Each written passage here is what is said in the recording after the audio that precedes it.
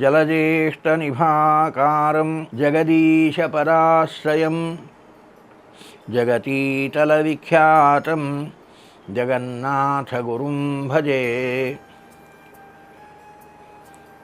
ಹರಿಕಥಾಮೃತಸಾರ ಗುರುಗಳ ಕರುಣದಿಂದಾಪನಿತು ಪೇಳುವೆ, ಪರಮ ಭಗವದ್ಭಕ್ತರಿದನಾದರದಿ ಕೇಳುವುದು.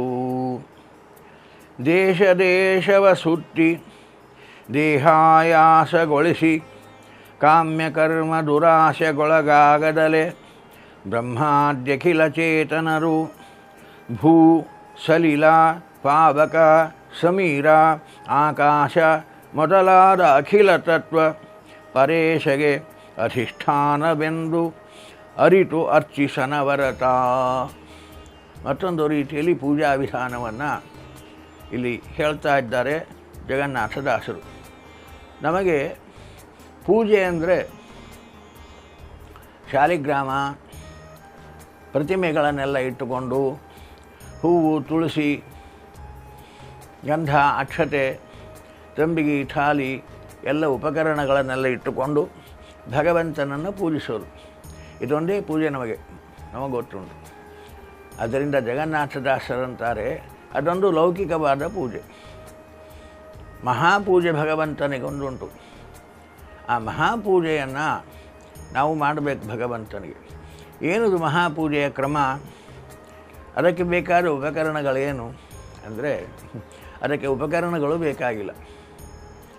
ಯಾವ ರೀತಿ ಅನುಸಂಧಾನ ಮಾಡಬೇಕು ಆ ಮಹಾಪೂಜೆಯಲ್ಲಿ ಅನ್ನುವುದನ್ನು ಇಲ್ಲಿ ತಿಳಿಸ್ತಾರೆ. ದೇಶ ದೇಶವ ಸುತ್ತಿ ದೇಹಾಯಾಸಗೊಳಿಸಿ ಸಾಧನಾ ಪೂಜಾ ಅಂತ ತಿಳಿದು ನಾವು ತೀರ್ಥಯಾತ್ರೆ ಮಾಡುವುದೇ ಸಾಧನ ಅಂತ ತೀರ್ಥಯಾತ್ರೆ ಮಾಡೋದುಂಟು. ದೇಶ ದೇಶವ ಸುತ್ತಿ ಅಂತಾರೆ. ವಿವಿಧವಾದ ಕಾಶಿ, ಪ್ರಯಾಗ, ಅಯೋಧ್ಯೆ, ಬದರಿ ಕ್ಷೇತ್ರ, ಹರಿದ್ವಾರ, ಗಂಗಾ, ಸರಸ್ವತಿ, ಸಿಂಧು, ಯಮುನಾ, ಕೃಷ್ಣವೇಣಿ, ಕಾವೇರಿ ಹೀಗೆಲ್ಲ ಈ ನದಿ ಸ್ನಾನ, ಆ ಕ್ಷೇತ್ರದ ದರ್ಶನ ಮಾಡಬೇಕು. ಒಂದು ರೀತಿಯಲ್ಲಿ ಇದು ತೀರ್ಥಯಾತ್ರೆ ಬೇಕಾದದ್ದೇ. ಆದರೆ ತೀರ್ಥಯಾತ್ರೆ ಮಾಡುವುದೇ ಒಂದೇ ಮುಖ್ಯ ಅಲ್ಲ ಅಂತಾರೆ ದಾಸರು. ತಿಳಿಯಬೇಕಾದ ವಿಷಯವನ್ನು ತಿಳಿದು ಮಾಡಬೇಕಾದ ಭಗವಂತನ ಅನುಸಂಧಾನವನ್ನು ಮಾಡದೆ ಈ ತೀರ್ಥಯಾತ್ರೆಯನ್ನು ಮಾಡಿದರೆ ದೇಹಾಯಾಸಗೊಳಿಸಿ ಅಂತಾರೆ ದಾಸರು. ತಿರುಗಿ ಬಂದು ಶ್ರಮ ಆಯಿತೇ ಹೊರತು ನಿನಗೆ ಭಗವಂತನ ಪ್ರೀತಿ ಸಿಗಲಿಲ್ಲ ಅಂತಾರೆ. ದೇಶ ದೇಶವ ಸುತ್ತಿ ದೇಹ ಆಯಾಸಗೊಳಿಸಿ ಯಾವ ಭಗವಂತನ ಅನುಸಂಧಾನವೇ ಇಲ್ಲ. ಭಗವಂತನ ಅನುಸಂಧಾನ ಇಲ್ಲದೆ ನೀನು ಎಷ್ಟು ತೀರ್ಥಯಾತ್ರೆ ಮಾಡಿದರೂ ಅಷ್ಟೇ, ಎಷ್ಟು ನದಿ ಸ್ನಾನ ಮಾಡಿದರೂ ಅಷ್ಟೇ, ಯಾವ ಕ್ಷೇತ್ರದಲ್ಲಿ ನೀನು ಏನು ಮಾಡಿದರೂ ಅಷ್ಟೇ, ಅದಕ್ಕೆ ಅರ್ಥವೇ ಇಲ್ಲ. ದೇಹಕ್ಕೆ ಆಯಾಸ ಭಾಗವತದಲ್ಲಿ ಹೇಳಿದಂತೆ ಶ್ರಮ ಏವ ಹಿ ಕೇವಲಂ ಅಂತಾರೆ. ದೇಹಕ್ಕೆ ಆಯಾಸವಾಯಿತೇ ಹೊರತು ಭಗವಂತನ ಪ್ರೀತಿ ಸಿಗಲಿಲ್ಲ. ಯಾಕೆ ಅಂದರೆ ನಮಗೆ ಮನಸ್ಸಿನಲ್ಲಿ ಹಿಂದೆ ಹೇಳಿದಂತೆ ಅನೇಕ ವಿಧವಾಗಿರತಕ್ಕಂತಹ ಬಯಕೆಗಳು, ಅದಾಗಬೇಕು, ಇದಾಗಬೇಕು, ಇದನ್ನು ಪಡೆಯಬೇಕು, ಇದನ್ನು ಪಡೆಯುವುದಕ್ಕಾಗಿ ಇದನ್ನು ಮಾಡಬೇಕು, ಹೀಗೆಲ್ಲ ಕಾಮ್ಯಕರ್ಮ ದುರಾಶೆಗಳು, ಬಯಸಬಾರದ ಬಯಕೆಗಳು, ಏನೆಲ್ಲ ಅಂತಹ ದುರಾಶೆಗಳಿಂದ ನಾವು ಕೂಡಿಕೊಂಡು ಆ ದುರಾಶೆಗಳನ್ನು ಪೂರೈಸಿಕೊಳ್ಳುವುದಕ್ಕೋಸ್ಕರವಾಗಿ ಕಾಮಿತ ಕರ್ಮಗಳು, ಇಂತಹ ತೀರ್ಥಯಾತ್ರೆ ಮಾಡ್ತಾನೆ ಭಗವಂತ ನನಗೆ ಇಂತಹ ಆಸೆಯನ್ನು ಪೂರೈಸಲಿ, ಈ ಬಯಕೆಯನ್ನು ಪೂರ್ಣ ಮಾಡಲಿ ಅಂತ ಯಾವ್ಯಾವುದೋ ದುರಾಶೆಗಳನ್ನು ಬಯಕೆಗಳನ್ನು ಮನಸ್ಸಿನಲ್ಲಿ ಇಟ್ಟುಕೊಂಡು ಯಾವ್ಯಾವುದೋ ತೀರ್ಥಕ್ಕೆ ಹೋಗಿ ಯಾವುದೋ ತೀರ್ಥ ಕ್ಷೇತ್ರದಲ್ಲಿ ಯಾವುದೋ ಕ್ಷೇತ್ರ ಮೂರ್ತಿಯನ್ನು ನಾವು ಪ್ರಾರ್ಥಿಸಿ ಇದರಿಂದ ಪಡೆಯಬೇಕಾದ್ದನ್ನೇನು ಪಡೆಯೋಲ್ಲ, ಪಡೆಯಬೇಕಾದ ಮುಖ್ಯ ಫಲದಿಂದ ವಂಚಿತನಾಗತಕ್ಕಂಥವನಾಗ್ತೀರಿ. ಆದ್ದರಿಂದ ಬರೀ ದೇಶ ಸುತ್ತೋದು, ಬರೀ ತೀರ್ಥ ಸ್ನಾನ ಮಾಡುವುದು ಸಾಧನೆ ಅಲ್ಲ ಅಂತಾರೆ ದಾಸರಾಯರು. ಅದು ಶ್ರಮ ಆದೀತು. ದೇಶ ದೇಶವ ಸುತ್ತಿ ದೇಹಾಯಾಸಗೊಳಿಸಿ ಕಾಮ್ಯಕರ್ಮ ದುರಾಶೆಗೆ ಒಳಗಾಗದಲೇ ಇದನ್ನು ಮಾಡಬೇಡ. ಮಾಡುವ ತೀರ್ಥಯಾತ್ರೆ ಭಗವಂತನ ಪೂಜೆ ಆಗಬೇಕು. ಅದು ಯಾವ ರೀತಿ ಆಗ್ತದೆ ಅಂದರೆ ಬ್ರಹ್ಮಾದ್ಯಖಿಲ ಚೇತನರು ಬ್ರಹ್ಮಾದಿ ಸಮಸ್ತ ದೇವತೆಗಳು ಒಂದು. ನಂತರದಲ್ಲಿ ನಾವು ಕಾಣುವ ತೀರ್ಥಯಾತ್ರಾ ಅಂತ ನಾವೇನು ಹೋಗ್ತೀವಿ, ಆ ತೀರ್ಥಯಾತ್ರೆಯಲ್ಲಿ ಹೋಗುವ ಆ ದೇಶ, ಕಾಶಿ ದೇಶಕ್ಕೆ ಹೋದ್ವಿ, ಅಯೋಧ್ಯ ದೇಶಕ್ಕೆ ಹೋದ್ವಿ, ಬದರಿ ಕ್ಷೇತ್ರಕ್ಕೆ ಹೋದ್ವಿ. ಆ ದೇಶದಲ್ಲಿ ಭಗವಂತ ಸನ್ನಿಹಿತನಾಗಿದ್ದಾನೆ ಅನ್ನುವ ಭಗವಂತನ ತೀರ್ಥ ಕ್ಷೇತ್ರ ಅಂದರೆ ತ್ವಮೇವ ದ್ರವರೂಪೇಣ ಗಂಗಾಂಬೋ ನಾತ್ರ ಸಂಶಯ ಅಂತ. ನಮ್ಮ ಪಾಪಗಳನ್ನು ಕಳೆಯುವುದಕ್ಕೋಸ್ಕರವಾಗಿ ಭಗವಂತ ಈ ನದಿ ನೀರಿನಲ್ಲಿ ತಾನೇ ನೀರಿನ ರೂಪದಲ್ಲಿ ಇದ್ದು ನನ್ನ ಪಾಪಗಳನ್ನು ತೊಳೆಯುತ್ತಾ ಇದ್ದಾನೆ. ಇದು ಭಗವದ್ ವ್ಯಾಪಾರ ಅನ್ನುವ ಅನುಸಂಧಾನ ಇಲ್ಲದೆ ಹೋದರೆ ಆ ತೀರ್ಥ ಸ್ನಾನಕ್ಕೆ ಅರ್ಥವೇ ಇಲ್ಲ. ಗಂಗಾಂಬೋ ನಾತ್ರ ಸಂಶಯ ತ್ವಮೇವ ದ್ರವರೂಪೇಣ ಅಂತಾರೆ. ಈ ಅನುಸಂಧಾನ ಇರಬೇಕಂತೆ. ಸ್ನಾನ ಮಾಡುವಾಗ ಭಗವಂತನೇ ಈ ನೀರಿನಲ್ಲಿ ತಾನು ಸನ್ನಿಹಿತನಾಗಿದ್ದು ಈ ನೀರಿನ ಸ್ನಾನದಿಂದ ನನ್ನ ಎಲ್ಲ ಪಾಪಗಳನ್ನು ಕೊಳೆಯನ್ನು ಕಳೆಯುತ್ತಾ ಇದ್ದಾನೆ ಅನ್ನುವ ಅನುಸಂಧಾನ ಆ ನೀರಿನಲ್ಲಿ ಇರಬೇಕು. ಯಾವ ಕ್ಷೇತ್ರಕ್ಕೆ ನಾವು ಹೋದೆವೋ ಆ ಕ್ಷೇತ್ರವೇ ಭಗವಂತನ ಪ್ರತಿಮೆ. ಆ ಕ್ಷೇತ್ರದಲ್ಲಿ ಯಾವುದೋ ಒಂದು ದೇವಾಲಯದಲ್ಲಿ ಯಾವುದೋ ಒಂದು ಪ್ರತಿಮೆ, ಅದು ಮಾತ್ರ ದೇವರು ಅಂತ ನಮ್ಮ ಕಲ್ಪನೆ. ಅದಕ್ಕೆ ದಾಸರಂತಾರೆ, ಭಗವಂತ ಎಲ್ಲೋ ಒಂದು ಪ್ರತಿಮೆಯಲ್ಲಿ ಇಲ್ಲ, ಆ ಕ್ಷೇತ್ರವೇ ಭಗವಂತನ ಪ್ರತಿಮೆ. ಹೀಗೆ ತಿಳಿಯಬೇಕಂತ. ತೀರ್ಥಯಾತ್ರೆಯಲ್ಲಿ ನಾವು ಹೋದ ಕ್ಷೇತ್ರ ಅದು ಭಗವಂತನ ಪ್ರತಿಮೆ. ಅಲ್ಲಿಯ ಹರಿಯುವ ನೀರು ಅದು ಭಗವಂತನ ದಿವ್ಯ ಸನ್ನಿಧಾನದಿಂದ ಕೂಡಿದ ನೀರು. ನಮ್ಮ ಪಾಪಗಳನ್ನು ಕಳೆಯುವುದಕ್ಕೋಸ್ಕರವಾಗಿ ಭಗವಂತ ನೀರಿನಲ್ಲಿ ಸನ್ನಿಹಿತನಾಗಿದ್ದಾನೆ, ಭಗವಂತನ ಸನ್ನಿಧಾನವುಳ್ಳ ನೀರದು ಅಂತ ಅನುಸಂಧಾನ ಇಟ್ಟುಕೊಂಡು ಆ ಕ್ಷೇತ್ರ ದರ್ಶನ, ಆ ತೀರ್ಥ ಸ್ನಾನವನ್ನು ನಾವು ಮಾಡಬೇಕಂತೆ. ಆಗ ನಾವು ಪಡೆಯಬೇಕಾದ ಭಗವಂತನ ಪ್ರೀತಿ ಫಲವನ್ನು ಪಡೆಯುತ್ತೇವೆ. ಕೇವಲ ಹೀಗೆ ಭೂಮಿ ನೀರು ಮಾತ್ರ ಅಲ್ಲ, ಕಣ್ಣಿಗೆ ಕಾಣತಕ್ಕಂತಹ ಪಂಚಭೂತಗಳು ಭೂ, ಸಲಿಲ, ಪಾವಕ ಅಂದರೆ ಅಗ್ನಿ, ಸಮೀರ ಗಾಳಿ, ಆಕಾಶ, ಈ ಪಂಚಭೂತಾತ್ಮಕವಾದ ಪ್ರಪಂಚ ಇದು. ಈ ಪಂಚಭೂತಾತ್ಮಕವಾದ ಪ್ರಪಂಚ ಮೊದಲಾದ ಅಖಿಲ ತತ್ವಗಳು, ಉಳಿದೆಲ್ಲವುಗಳು ಕೂಡ ಯಾವುದದು ಉಳಿದೆಲ್ಲವುಗಳು ಕೂಡ ಅದನ್ನು ಇಲ್ಲಿ ಸಂಗ್ರಹಿಸಿ ಹೇಳಿಬಿಟ್ರು. ಇದು ಪಂಚಮ ಸ್ಕಂದದಲ್ಲಿ ಶುಕಾಚಾರ್ಯರು ಪರೀಕ್ಷಿತ ರಾಜನಿಗೆ ಹೇಳುವಾಗ ಹೇಳ್ತಾರೆ. ಇದೆಲ್ಲ ಭಗವಂತನ ವಿಶೇಷವಾಗಿರತಕ್ಕಂತಹ ಸನ್ನಿಧಾನವುಳ್ಳ ಪದಾರ್ಥಗಳು ಅಂತ ಅನುಸಂಧಾನ ಮಾಡೋದು. ಯಾವುದು? ಭೂದ್ವೀಪ ವರ್ಷ ಸರಿದದ್ರಿ ನಭಃ ಸಮುದ್ರ ಪಾತಾಳ ದಿಂಗ್ನರಕ ಭಾಗಣ ಲೋಕ ಸಂಸ್ಥಾ ಗೀತಾಮಯಾತವ ನೃಪಾದ್ಭುತಮೀಶ್ವರಸ್ಯ ಸ್ಥೂಲಂ ವಪುಸ್ಸಕಲೆಯ ಜೀವನಿಕಾಯ ಧಾಮ ಅಂತ ಶುಕಾಚಾರ್ಯರು ಹೇಳುವಾಗ ಭೂಗೋಳ ಖಗೋಳಗಳನ್ನೆಲ್ಲ ಹೇಳಿ ಪಂಚಮಸ್ಕಂದದ ಕಡೆಯ ಶ್ಲೋಕ ಇದು. ಸ್ಕಂದದ ಕಡೆಯ ಭಾಗದಲ್ಲಿ ಈ ಶ್ಲೋಕ ಹೇಳ್ತಾರೆ. ಏನು? ನಾನು ನಿನಗೇನು ಭೂಮಿಯ ವಿಸ್ತಾರ, ಬ್ರಹ್ಮಾಂಡದ ವಿಸ್ತಾರವನ್ನು ಹೇಳಿದೆ. ಆ ಹೇಳಿದ ಭೂವಿಸ್ತಾರ ನಂತರದಲ್ಲಿ ಈ ಅಖಂಡ ಭೂಮಂಡಲದಲ್ಲಿ ಸಪ್ತದ್ವೀಪಗಳ ವಿಚಾರವನ್ನು ನಿನಗೆ ಹೇಳಿದೆ. ಭೂಮಿಯಲ್ಲಿ 7 ದ್ವೀಪಗಳು, ಸಪ್ತದ್ವೀಪಗಳಿಂದ ಕೂಡಿರತಕ್ಕಂಥದ್ದು ಅಂತ. ಆ ಸಪ್ತದ್ವೀಪಗಳಲ್ಲಿ ದ್ವೀಪಗಳನ್ನು ವಿಭಾಗ ಮಾಡಿ ವಿಶೇಷವಾಗಿ ಜಂಬೂ ದ್ವೀಪ ನಾವಿರತಕ್ಕಂಥದ್ದು. ಇಲ್ಲಿ ಭರತವರ್ಷ ಮೊದಲಾಗಿರತಕ್ಕಂತಹ 9 ಖಂಡಗಳು ಇಲ್ಲಿ ಉಂಟು ಅನ್ನೋದನ್ನು, ಆ ಖಂಡಗಳ ವಿಚಾರ, ವರ್ಷಗಳ ವಿಚಾರವನ್ನು ಹೇಳಿದೆ.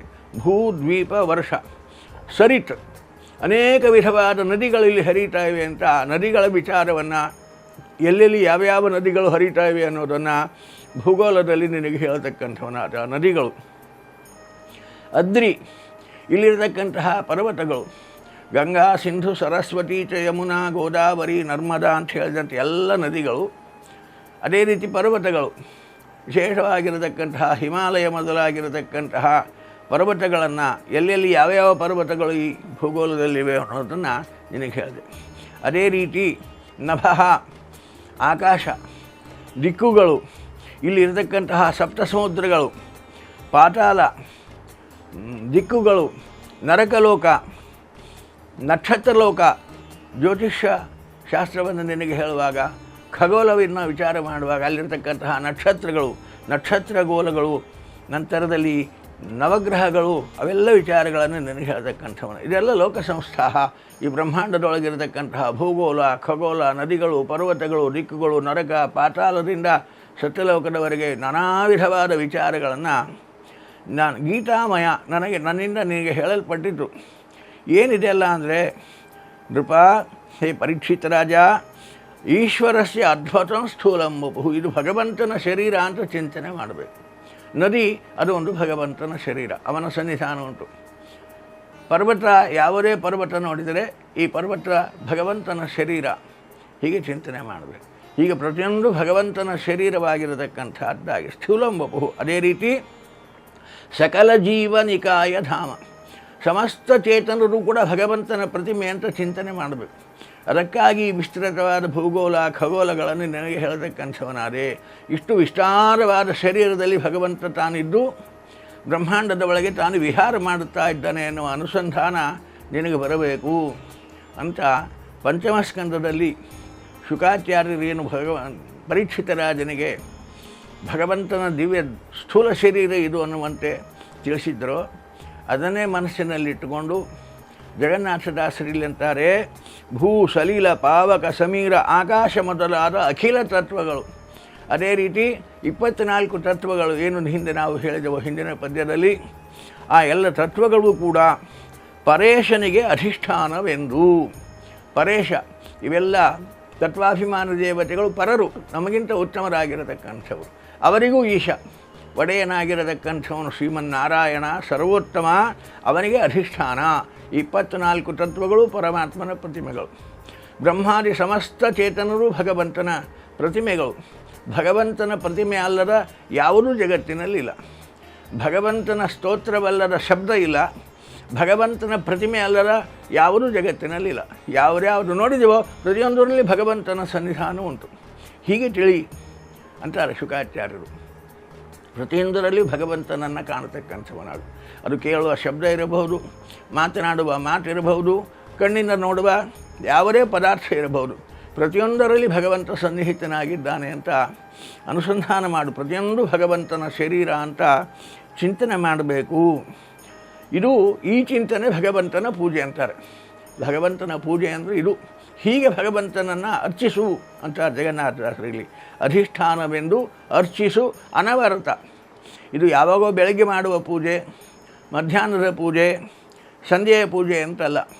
ಇದು ತ್ರಿಕಾಲದಲ್ಲಿ ಸದಾ ಎಲ್ಲ ಕಾಲದಲ್ಲಿ ನೀನು ಮಾಡಬೇಕಾದ ಮಹಾಪೂಜೆ ಇದು. ಹೀಗೆ ಭಗವಂತನ ಸನ್ನಿಧಾನವುಳ್ಳದ್ದು. ಹೀಗೆ ಚಿಂತನೆ ಮಾಡುವುದರಿಂದ ಪ್ರತಿಯೊಂದು ಪದಾರ್ಥದ ಬಗ್ಗೆ ನಮಗೆ ಗೌರವ ಮೂಡುತ್ತದೆ. ಯಾಕೆ? ಅದು ಭಗವಂತನ ಪ್ರತಿಮೆ. ಯಾರನ್ನು ದ್ವೇಷ ಮಾಡುವ ಹಾಗಿಲ್ಲ, ಯಾರಲ್ಲಿಯೂ ವಿಶೇಷವಾದ ರಾಗ ತೋರಿಸಂಗಿಲ್ಲ. ರಾಗದ್ವೇಷವನ್ನು ಕಳ್ಕೊಳ್ಳಿಕ್ಕೆ ಬೇಕಾಗಿರತಕ್ಕಂತಹ ಉಪಾಸನೆ ಇದು. ಅದಕ್ಕೆ ಅದನ್ನು ಭಾಗವತಾದಿ ಶಾಸ್ತ್ರಗಳಲ್ಲಿ ಹೇಳಿದ ವಿಚಾರವನ್ನು ಮನಸ್ಸಿನಲ್ಲಿಟ್ಟುಕೊಂಡು ಜಗನ್ನಾಥದಾಸರು ಕೂಡ ಈ ವಿಚಾರವನ್ನು ಇದು ಪೂಜೆಯನ್ನು ಮಾಡು ಅನ್ನೋದನ್ನು ಇಲ್ಲಿ ಹೇಳ್ತಾರೆ. ಯಾರನ್ನೇ ನಾವು ದ್ವೇಷ ಮಾಡಬೇಕಾದ್ರೆ ಅಲ್ಲಿ ಭಗವಂತನ ಸನ್ನಿಧಾನ ಉಂಟು ಅಂತ ಗೊತ್ತಾದಾಗ, ಅದು ಭಗವಂತನ ಪ್ರತಿಮೆ ಅಂತ ಗೊತ್ತಾದಾಗ ದ್ವೇಷ ಮಾಡಲಿಕ್ಕಾಗಲ್ಲ. ಭಗವಂತನ ಪ್ರತಿಮೆಯನ್ನು ದ್ವೇಷ ಮಾಡ್ತೇವೆ ನಾವು. ಪ್ರತಿಮೆ ಅಂತ ಅಕಸ್ಮಾತ್ ದೇವರ ಒಂದು ಫೋಟೋ ನಾವು ಮನೆ ಕಸ ಗುಡಿಸ್ತಾ ಇದ್ವಿ, ಒಂದೇನು ಸಣ್ಣ ದೇವರ ಫೋಟೋ ಬಿದ್ದಿತ್ತು ಕೆಳಗಡೆಗೆ, ಕಸದಲ್ಲಿ ಬೆಳೆಯಲ್ಲ ಅದನ್ನು. ಇದು ದೇವರ ಫೋಟೋಪ್ಪ ಅಂತ ಅದನ್ನು ಎತ್ತಿಟ್ಟು ಕಸ ಬೆಳೀತೇವೆ ಅಲ್ವಾ?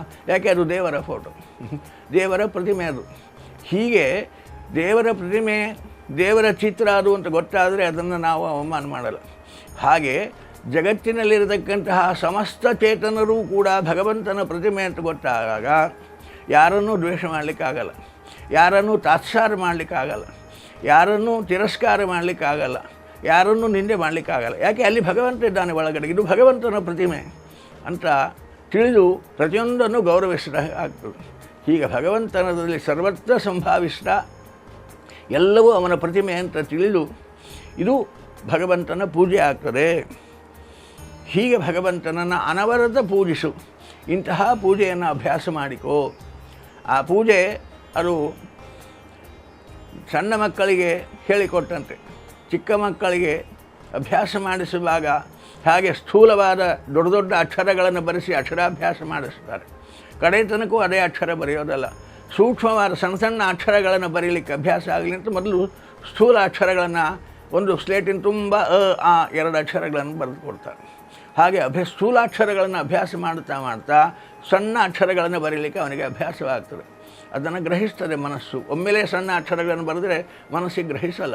ಆದ್ದರಿಂದ ಸ್ಥೂಲಾಕ್ಷರಗಳನ್ನು ಬರೆದು ಆಮೇಲೆ ಸೂಕ್ಷ್ಮವಾಗಿ ಅಕ್ಷರಗಳನ್ನು ಅಭ್ಯಾಸ ಮಾಡಿಸುವಂತೆ ಆ ಮಾಡತಕ್ಕಂತಹ ದೈನಂದಿನ ಪೂಜೆ ಅದು ಸ್ಥೂಲ ಪೂಜೆ. ಹೀಗೆ ಭಗವಂತ ಸರ್ವೋತ್ತಮ, ಅವನು ಸಕಲ ಗುಣ ಪರಿಪೂರ್ಣ, ಸರ್ವಾಂತರ್ಯಾಮಿ ಅಂತ ಭಾವಿಸ್ತಾ ಸಕಲ ಚೇತನದಲ್ಲಿ ಚೇತನಾತ್ಮಕವಾದ ಇಡೀ ಬ್ರಹ್ಮಾಂಡದಲ್ಲಿ ಭಗವಂತ ವ್ಯಾಪಿಸಿದ್ದಾನೆ ಅಂತ ಅನುಸಂಧಾನ ಮಾಡುವುದು ಇದು ವಿಸ್ತಾರವಾದ ಪೂಜೆ. ಈ ಪೂಜೆಯನ್ನು ಅಭ್ಯಾಸ ಮಾಡು. ಈ ಪೂಜೆ ಮಾಡ್ತಾ ರಾಗದ್ವೇಷಗಳನ್ನು ಕಳ್ಕೋ, ಅಹಂಕಾರ ಮಮಕಾರಗಳನ್ನು ಕಳೆದುಕೋ, ಆಗ ಸಾಧನೆಯಲ್ಲಿ ಮುಂದೆ ಹೆಜ್ಜೆ ಇಡಲಿಕ್ಕಾಗ್ತದೆ ಅನ್ನುವ ರೀತಿಯಲ್ಲಿ ಈ ಉಪಾಸನೆಯನ್ನು ಈ ಪದ್ಯದಲ್ಲಿ ನಮಗೆ ವಿಚಾರವಾಗಿ ಜಗನ್ನಾಥದಾಸರು ಕೊಟ್ಟಿದ್ದಾರೆ. ಮಧ್ವೇಶಾರ್ಪಣಮಸ್ತು.